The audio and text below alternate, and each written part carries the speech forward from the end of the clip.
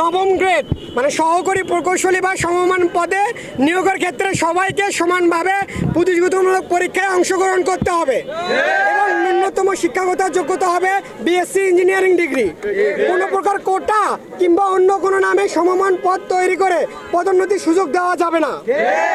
2 নম্বর, দশম গ্রেড উপসহকারী প্রকৌশলী বা সমমান পদে ডিপ্লোমাদের জন্য বরাদ্দকৃত 100% কোটা বাতিল করতে হবে। এ পদের ন্যূনতম যোগ্যতা হবে ডিপ্লোমা ইন ইঞ্জিনিয়ারিং, তবে উচ্চতর যোগ্যতা সম্পন্ন বিএসসি বা এমএসসি ডিগ্রিধারীরাও আবেদন করার সুযোগ পাবেন। 3 নম্বর, ইঞ্জিনিয়ারিং পদবীর ব্যবহার শুধুমাত্র বিএসসি ইঞ্জিনিয়ারিং ডিগ্রিধারী প্রকৌশলীরাই নামের আগে ইঞ্জিনিয়ারিং পদবী ব্যবহার করতে পারবেন।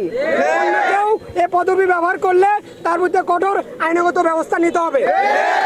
কথা স্পষ্ট, 24-এর এই বিপ্লব আমরা ঘটিয়েছি নতুন এক বাংলাদেশ বিনির্মাণের স্বার্থে, যেখানে কোনো বৈষম্য থাকবে না, যেখানে কোনো অন্যায় থাকবে না। কিন্তু আমরা এখনো দেখতেছি এখন এই 24 পরবর্তী বাংলাদেশে এখনো কোটা, এখনো বৈষম্যের স্থান রয়েছে। আমাদের আজকের এই আন্দোলন সেই বৈষম্যের বিরুদ্ধে, সেই অন্যায়ের বিরুদ্ধে। ওর বিরুদ্ধে দাবি আদায়ের জন্য এসেছি।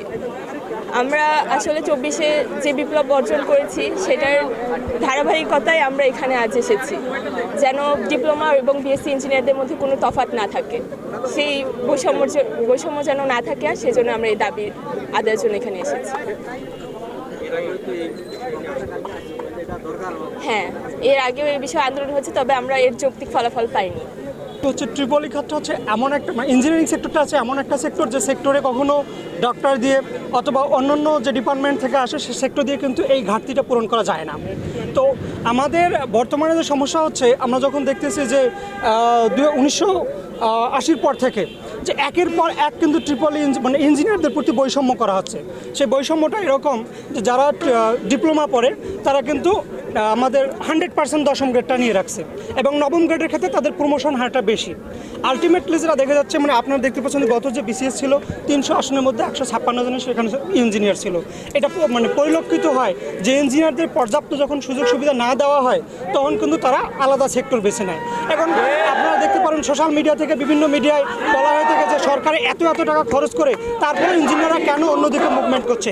কিন্তু আপনি যখন দেখবেন যে দশম গ্রেড 100% ডিপ্লোমাদের অগ্রাধিকার দেওয়া হয়েছে, সেক্ষেত্রে কিন্তু ইঞ্জিনিয়াররা যারা প্রপার ইঞ্জিনিয়ার তারা কিন্তু তাদের পদ বেছে নিতে বাধ্য হবে, কারণ সবার জীবিকার একটা মানে নিশ্চয়তা থাকতে হবে।